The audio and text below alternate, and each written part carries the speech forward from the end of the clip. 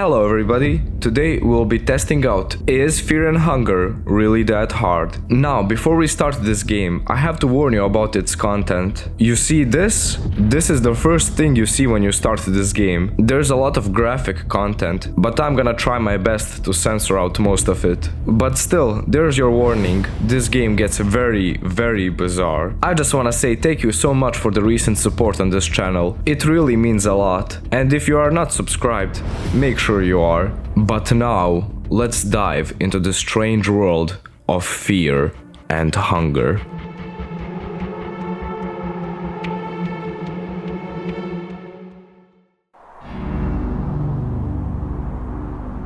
You had to choose at a very young age to either become a pickpocket, a burglar, or try to struggle and lead an honest life. Based on the choice you pick here, it would change the outcome of the entire game. I decided to go with the burglar, and with that, I learned lockpicking. After a bit more pieces of our character's lore, we had a choice to abandon our comrades or to fight to the last breath, and I decided to abandon them. With that, we learned escape plan. You spent your last night in the kingdom. I'm focused on the task. Come on, let's rush straight for our mission. You learn dash. And now it was finally time to enter the dungeons of fear and hunger. First up, I looted these boxes, and because the barking was getting closer, really close, I just went inside because I was already scared. A stench of death and gore fills the damp air. I mean, for a dungeon, that's pretty normal. Okay, this is not normal. After a bit of exploring, I encountered my first enemy. Oh, that's so weird. A jelly-like creature appears from the darkness. Let's attack the head, fuck it. Okay, that didn't work. Ow. Ow, okay. What's this icon next to my name? This icon that you see next to my name is a status effect. Basically, this one means that I'm infected with parasites, which the game does not tell you. What do you want to do with the body? Beat him? The body of the Maniba is jelly-like. Okay. In order to heal, you would either have to use blue vials or blue herbs, which the game also doesn't tell you. I get that the game makes you want to feel as confused as these characters, but come on, at least let me know what the item does. A blue herb with a sweet smell, like what am I supposed to do with that information? Anyways, when exploring, you can find weapons, and in order to get them, you would have to first win the coin flip. If you chose heads and you got heads, you would get a random item, and if you fail the coin toss, well, you will get nothing. I'm feeling hungry, okay, what do I gotta eat? This game has 3 important bars: hunger, body, and mind. Hunger is basically a hunger bar. You have to eat after a certain period of time. Body is your health, and your mind just slowly deteriorates. Anyways, after that I met the first NPC, Sir Seymour. And because I had no clue what I was getting myself into, I decided to attack him. Oh god, that's a big ass sword. Vertical sweep. Holy shit. I just lost my left leg. What? I lost another leg? How am I still standing? What? Anyways, I couldn't even get rid of his arms. And then he just killed me.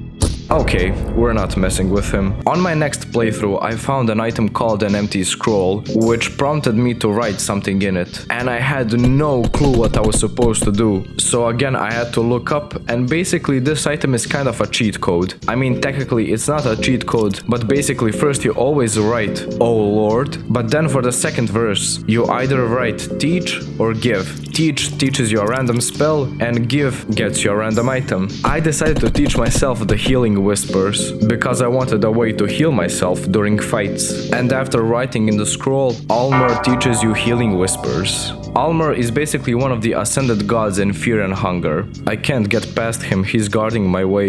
Okay, let's just fight him, come on. Oh no, I can't defeat him, no way. Can I run? Run, yeah, fuck it.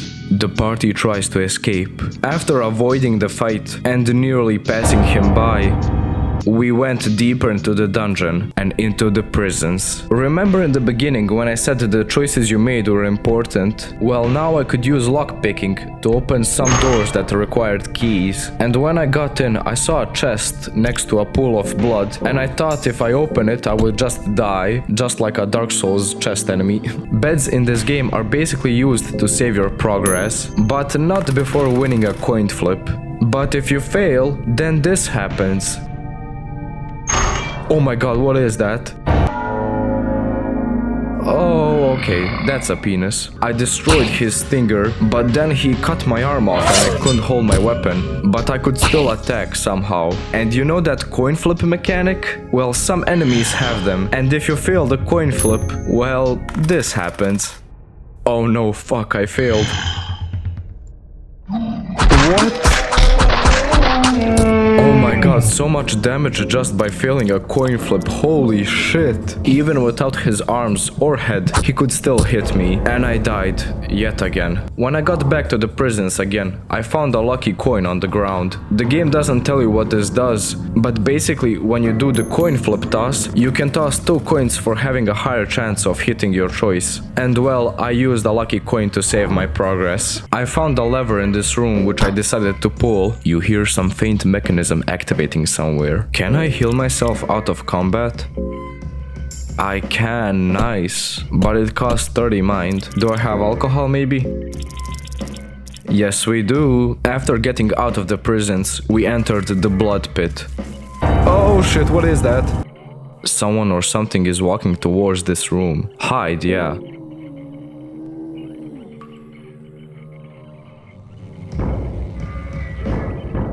I could have sworn. Stupid mind. Oh my god, what was that?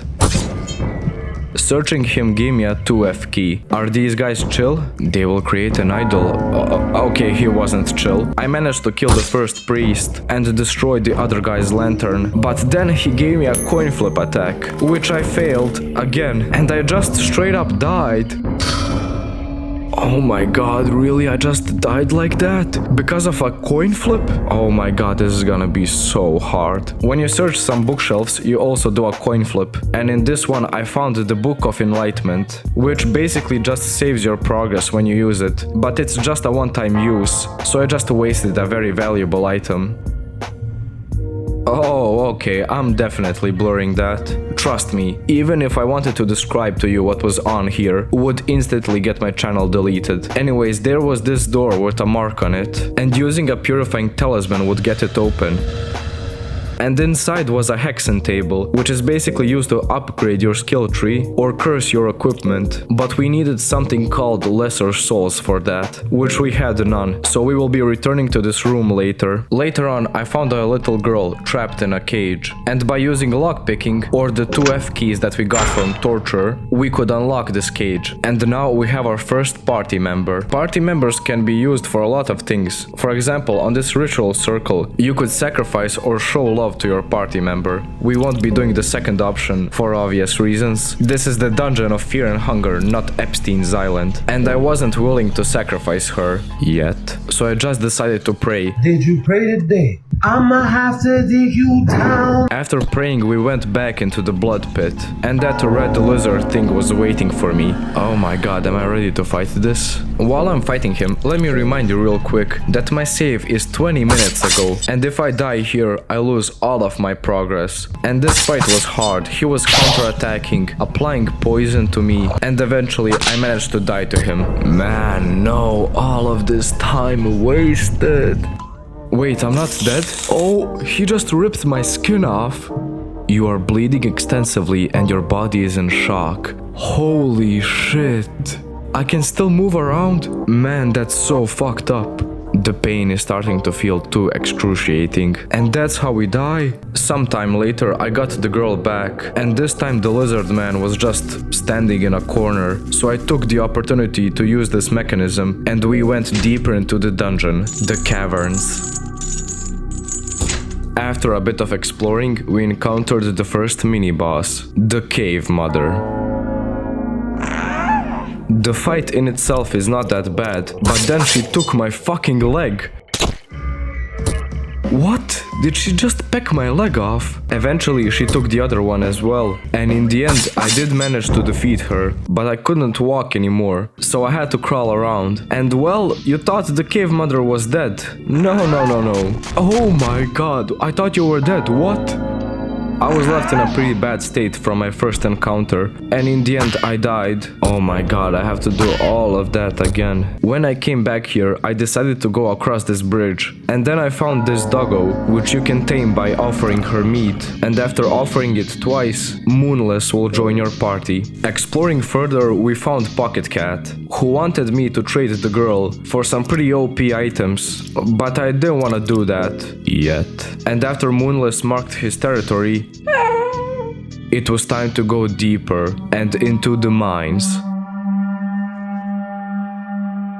And I immediately ran into the first enemy, the Yellow Mage. After chopping both of her arms off, she still managed to use spells, and she used hurting, which made me lose my left arm. Bro, can I go a second without losing a limb? Losing your limbs is very bad, because there's no way to get them back. But there was one way, which you'll see in a bit. Oh my god, what? Where did he come from? Oh my god, I'm not ready for this. Can I run?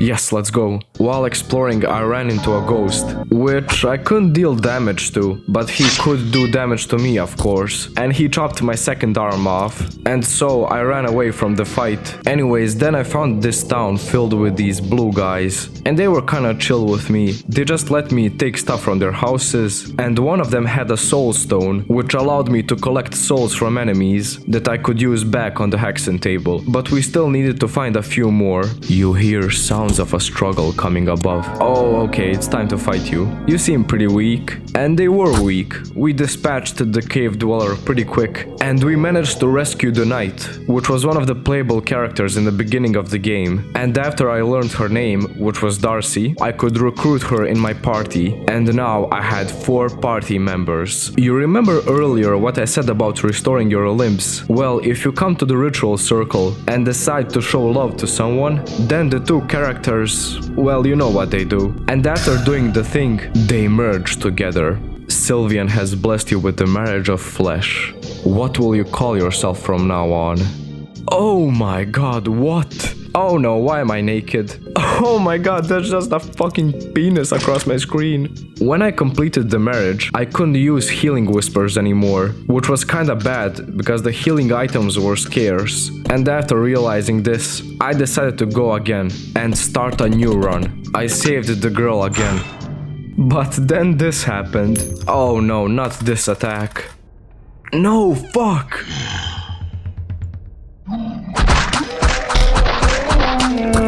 Oh my god, he just straight up killed her, what? I saved the girl again, acquired Moonless, and this time before rescuing Darcy, I tried to talk to one of the cave dwellers, but then his homie came in and fucking killed him on the spot, okay? Anyways, I rescued Darcy again, and after losing Moonless to this annoying night lurch, we found this person called Lagarde, who is basically important to every character in this game, and he has immense lore which I can't get into right now. But just know that the game said that my task in the dungeons is done, and there is no reason to stay here any longer. But I couldn't just accept this ending. This felt like a defeat, and I couldn't just let this go. So I explored a bit further, and we found this ancient-looking door, which I could open using the Cube of the Depths, and we went deeper into the ancient city of Mahab.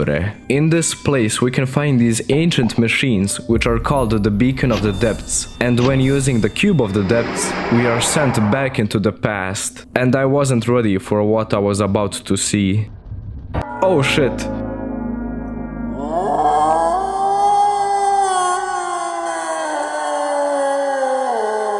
Oh, that was horrifying! With his attacks, he was lowering my mind constantly, and he managed to kill the girl. And in the end, when I managed to kill him, I couldn't heal my team. I felt there was no point in continuing without the girl, and so I ended my run here. The blood feels warm running down your neck. God, this game is so bizarre. I rescued the girl again, and this time I decided to sell her to Pocket Cat for the Necronomicon. You feel a twist inside you as you take the book from your satchel. You feel great urge to open the book. Let's read it. It turns out that this book is the very book many legends tell about. It goes by many names: The Rites of Madness, Al Azif, Testament of Grogorath, Ex Mortis, and the Necronomicon. A coin toss? What? Let's go with heads. It's always heads. Fuck. The book is summoning powers that exceed your understanding. Next to this ancient presence, you're nothing but a feeble ant. You cannot contain your fear. You lose your mind. What? I just died. Oh my god. Now, before selling the girl again, I went exploring a bit to maybe find the Book of Enlightenment or something just to save my progress. And then I placed a Mahab book on this shelf. And then it opened a secret passage into the backyard. And here we met someone called Outlander. This is now the third playable character we found. I tried everything, but he just didn't want to join my party. And after wasting my time, I went back to Pocket Cat. Come on, let's go, heads. Yes, let's go. You learn Black Orb. After recruiting Moonless again, I decided to test the Black Orb on the Cave Mother. And well... yeah, this thing is OP. It manages to one-shot basically most of the weaker enemies. I was constantly being on edge during this game, but nothing really scared me. But then this happened. Fuck it, I'm gonna take it. Oh my god, what the fuck was that? The salmon snake. Okay. Nothing much to say about this fight. After destroying his eye, I just used the black orb on his body, and eventually the salmon snake goes down. When I got to the cave dweller village, everyone was already dead, and this abomination was chasing me around. So I got Darcy again, and when I tried to sneak around to get the cube of the depths, I ran into him. Oh my god, he looks so disgusting. Can I run away? I'm not ready for this, no way.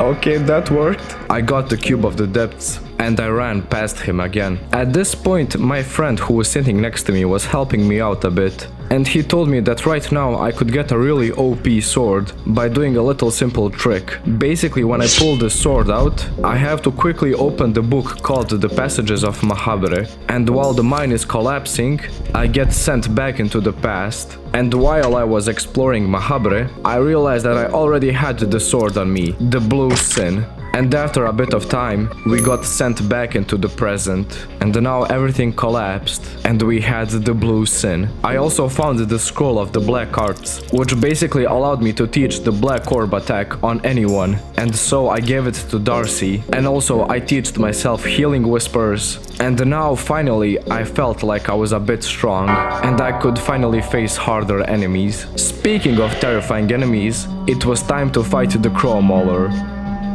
Oh my god, what is he doing here? I decided to quickly save my progress. And just to refresh your memory, the last time I saved was when I was selling the girl. And that was hours ago. So yeah, just have that in your mind. This game rarely allows you to save. But anyways, now it was time to fight the Mauler. Before attacking him, I healed my team first, then used the black orb on his arm, I mean, whatever that is. But that wasn't enough. He mauled Moonless and used Flock of Crows on me, and you'll see what that does. The Flock of Crows cloud your eyes. You lose your eyesight completely. What? One more black orb manages to destroy his arm. But then he did this. Mauler pecks Moonless's head off. No, what? And he did it again. Oh no. Darcy, no, what? Oh, I'm victorious. Oh, but I can't see anything now. Yeah, remember what I said about that attack? You can't see anything now. So, yeah. I fought him again, and this time the fight went a lot better.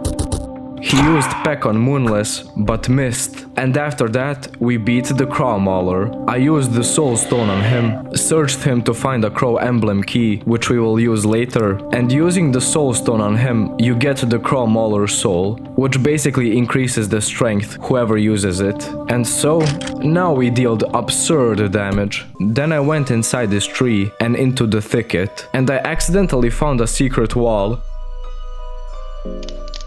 And you already know I had to press on every wall to try to find every secret room. After some time, I found Reccomend down here, and this time he actually joined my party. And together we found this sword in the ground, which I decided to take out. Immediately you feel a presence following you. Yeah, I knew this was a trick, come on. Now that we had the black orb, we could finally deal damage to these ghosts. Okay, she doesn't deal that much damage. And eventually, after a few black orb attacks, the ghost goes down. And after killing her, we've acquired the Eastern Sword. I also used my second scroll of the Black Arts to teach Reccomend the Black Orb attack. And with my current setup, I was feeling pretty strong. And after going further through the thicket, we got back to the guard's prison. Before going into Mahab, I decided to go back into the prisons to save. And also while I was here, I defeated some previous enemies that were strong. Remember that key I got from the Crow Mauler? Well, I could use it on this door, and inside was a pile of bodies, and from the top of them came a voice. Do you want me? Sure, yeah. And with that we acquired the miasma, which does even more damage. I also went back to the Hexen table to curse my blue sin, and with that we had the cursed blue sin, which did insane damage. And now I felt like I was finally ready to enter Mahab. I approached the nameless figurine, and he basically told me that I have to acquire 3 different souls from 3 different bosses in Mahab. So that's exactly what I went out to do. We went back into the past.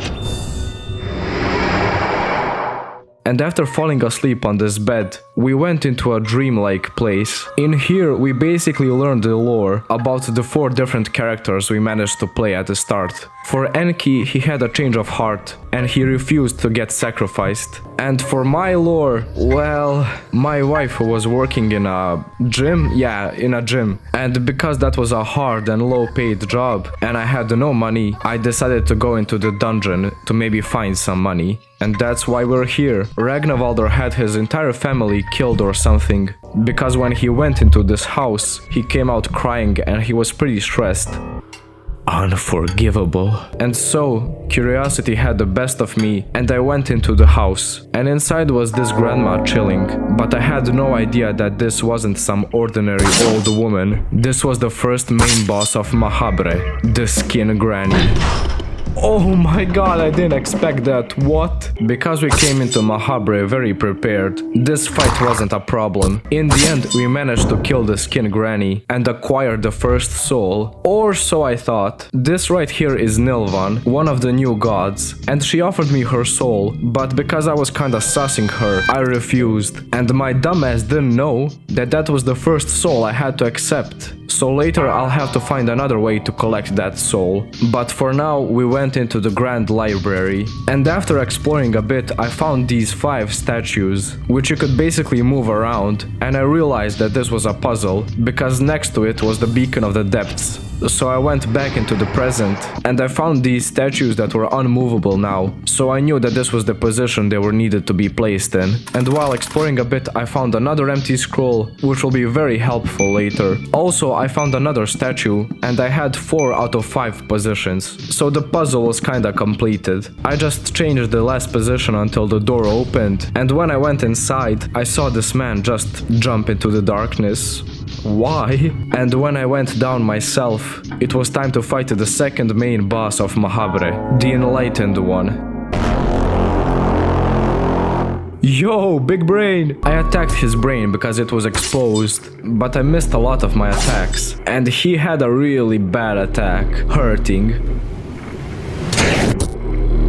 No, Darcy lost her arm, no man. He also used headbutt, which didn't do a lot of damage. I know you can imagine what came out of his brain. He brought Darcy down to 1 HP, but with one last hit to the brain, the Enlightened One goes down. But honestly, I wasn't happy that Darcy lost her arm, and I didn't want to continue forward when one of my party member is missing her fucking arm, so I fought him again, and this time it went much better. I destroyed the right side of his brain, then the left, and the Enlightened One went down. And with that we acquired the second soul of the 3 main bosses of Mahab, and now we went into the Temple of Torment to fight the 3rd boss. And after exploring I found him again. No, not this. No, stop screaming. After that we found a sacrificial looking altar, and I had to either sacrifice Darcy or Ragnvalder, which I didn't really wanna do because they were both really strong, and so I had to find another way to do this.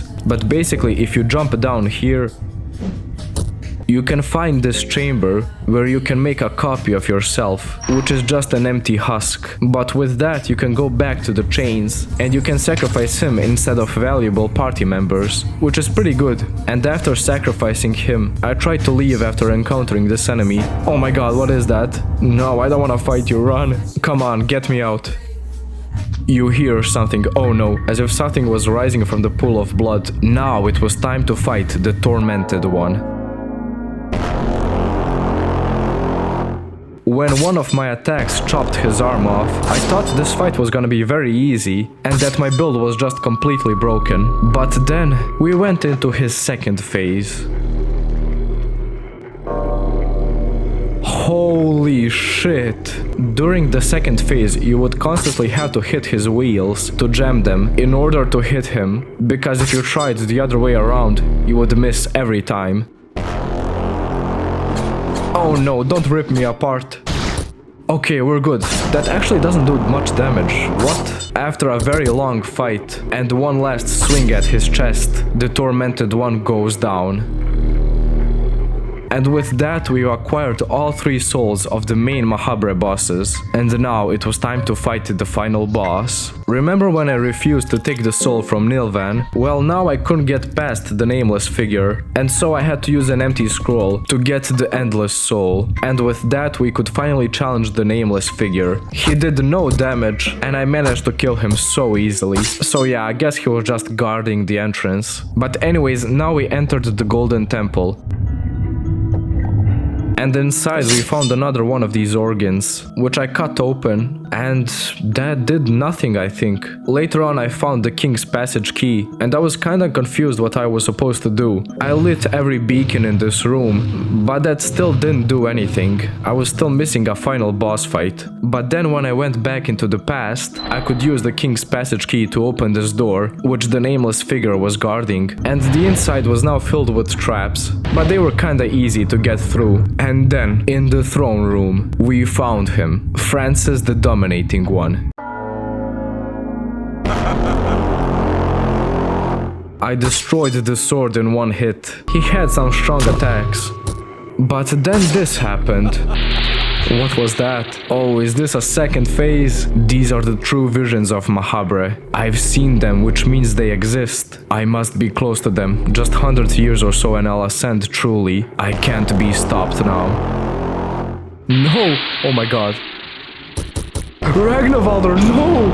Oh my god, he's so strong now. This fight was very long and difficult. And because I was doing absurd damage, I aimed at his chest to try and quickly kill him. And so in the end, Francis goes down. Yes, let's go! Francis the Dominating dies. Here lies Ragnvalder. Rest in peace, my guy. Francis the Dominating One is dead. I sure hope he is. And now, as I approached the throne, the game felt like it was coming to an end. But then, out of nowhere,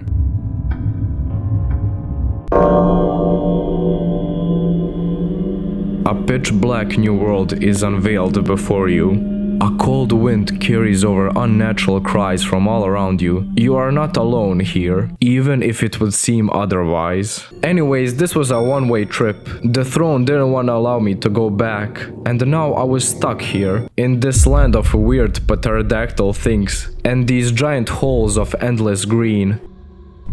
You can hear the presence getting closer and closer. What presence? You get a primal urge to hide somewhere. Come on, let me hide, please! There is something huge close by in the shadows. What? Is that a fucking T-Rex? Okay, obviously I was gonna miss, I'm so far away. Oh, he's getting closer. Okay, nice, I can finally hit him. You can smell the rotten breath of the blight. No, I missed the head, man. Holy shit, okay. I defeated Francis again, and this time I went to hide in a hole, and now the T-Rex couldn't find me.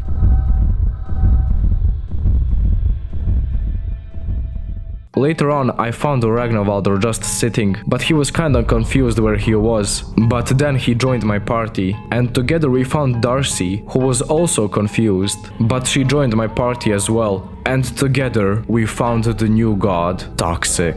You remember the moment when we got our freedom for the first time? That is the feeling we've been striving for ever since. Leave your burdens behind, leave your body behind. Let me continue our flow with the wind. Oh my god, not another fight. A new god greets you. The only place where I can truly be free are my dreams. In the vast open plains of this netherworld, I hold no burden over the worries of my past life. Of course, this is a flawed logic. One should not bind oneself to a set location. One should be able to wander the world like the wind. But even gods are allowed to have flaws, no? As time will pass, will you tell people about your monumental achievement and share your gospel? How you passed through all the hardships, the dungeons laid before you, and about your eventual ascension. Yeah, you already know I'm sharing the gospel. Stories about your fabled endeavors are passed to people of all ages. Your tales inspire many in the times to come, from children to elderly. In the coming era, mankind is at the brink of chaos. Diseases run wild, and kingdoms wage war with hundreds of thousands of casualties on all fronts, both women and children included. You would have the power to interrupt and potentially stop this. You have the strength to stop the mindless killing, but that would require you to step out of the plane of this void. Instead, you could try to affect mankind through religion and beliefs. Affecting the whole culture means slow change, and its effects don't save those in immediate peril, but religion might have more long-lasting effects. Okay, if I influence them with religion, then the cycle just repeats itself, no? I'm gonna save the mankind with my strength. You leave your golden throne to disrupt the ongoing wars. With overwhelming strength, you crush entire armies that stand in your way. Kings and sultans of the time are left in terror before your power. Once you are done with your rage, mankind is left in a state of chaos. Common people got no one to turn on to, and thus they seek safety from smaller tribes and communes. By meddling with the mankind, you ended up halting the technological and cultural progress. People are also less self-imposed because of relying on gods in the past. The civilizations are back to Iron Age-like structure, where physical strength is the only thing that matters. You watch other deities and gods fall around you one by one, as men revolt against old world order. However, your gospel back in the day was so strong that people remember it loud and clear. Your legacy had only grown stronger with you crushing the warring kingdoms before the chaos began. Men fear you. You are known as the fierce god, and because there are no other gods left to rival your power, you become the one and only god, despite your strength being limited to that of a new god. Wow, and that's it? You never escaped the dungeons of fear and hunger. Instead, you chose eternal void and darkness as a new god. Ending a new god. And with that, we managed to beat fear and hunger. And now the question is fear and hunger really that hard? It's more of a cruel experience, more than it's necessarily hard. But still, I would say that the game is pretty hard. The learning curve is massive, and once you start getting into the game and realizing what you're supposed to do, it still continues to be kinda difficult. So yeah, with that, we've concluded. It is really that hard. If you guys enjoyed this video, make sure to leave a like and also subscribe, because the majority of people watching my videos are not subscribed. Thank you everybody so much for watching, and I'll see you next time. Bye!